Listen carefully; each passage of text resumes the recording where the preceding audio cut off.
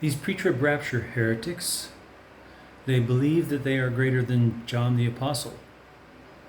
And I'm going to show you why. They think that they will not go through the tribulation. And they think that it is a right of theirs as believers in the Lord. They think that they are the ones who are right because simply of believing in the pre-trib rapture, and that those who don't believe in are not right, regardless of how pure we are walking with the Lord and how much we are serving the Lord and how much we avoid sin. We're doing what's right, and we are listening and walking with Jesus. I don't hear him saying anything about pre-trib rapture. Not a thing. Not a thing. But God did reveal to me in his own testimony where it says that that is a heresy. Revelation 24-6. Those who were beheaded in the tribulation and were killed for not worshiping the mark of the beast were raised from the dead. And God says in Revelation 24-6, this is the first resurrection. That means the resurrection to the final state that's mentioned by Paul in Thessalonians has to happen at least after the tribulation, if not later than this first resurrection. So that means that they're holding to a heresy. It's the only timing that God said is not possible. Now, I've talked about that many times, but we're talking about John now. John is in tribulation, and he equates being in tribulation with being in the kingdom and the patience of Jesus Christ. This is the true Christian in the midst of tribulation, not trying to flee and fly away. Jesus has you in that tribulation for a reason, so that you will be a testimony.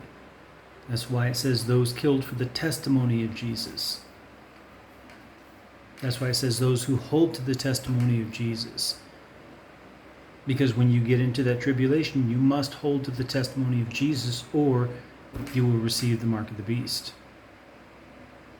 There's no flying away.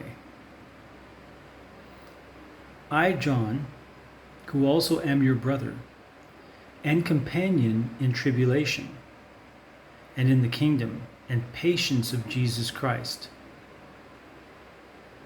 was in the isle that is called Patmos for the word of God and for the testimony of Jesus Christ.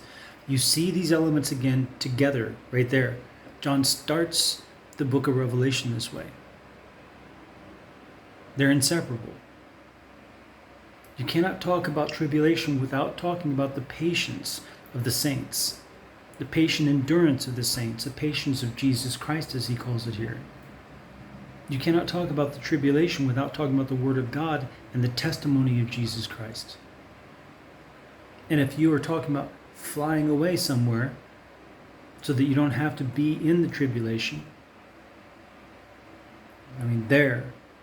you're not going to be under the tribulation that they are suffering.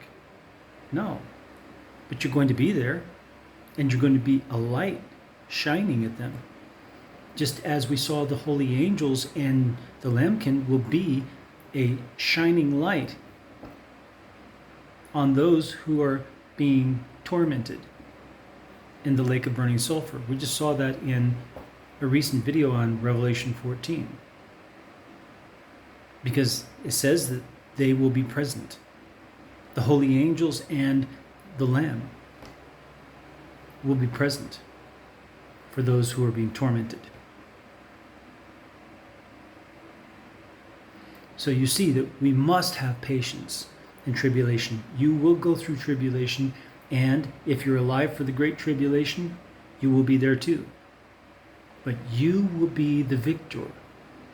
You're not going to suffer some loss or something like that. You will know what is valuable, what is worth holding on to at that point. And you will hold on to it, and you'll become the victor. Because even if they kill you, you will be raised from the dead, and you will reign with Christ. And what will happen to them? They will all be thrown into the lake of burning sulfur and be tormented day and night forever. Kind of big difference, isn't it? So hold fast to the patience of Jesus Christ, as John calls it here. The patience of Jesus Christ, who was patient in the face of suffering. The abuse, the beatings, the piercing on the cross. He was patient.